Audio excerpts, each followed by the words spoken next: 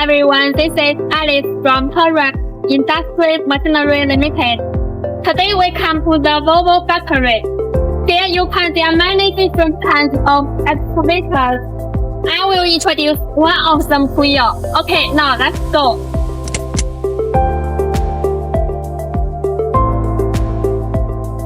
I would like to introduce to you is VOLVO EC360. The operating weight is 39.2 tons. This excavator is equipped with a 3 CBI bucket. Except the bucket, it can also be equipped with other attachments. When you purchase an excavator, you can also buy other attachments like thermal pack, hopper, and so on.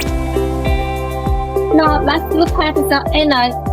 The EC360 equipped with a VOLVO inners. The related power is 182 kilowatts. It has a strong power. Here we come to the excavator track. The width of the track is 600 millimeters. The wider track provides the excavator with a good stability. That concludes my introduction today. If you are interested in it, feel free to contact me. See you next time.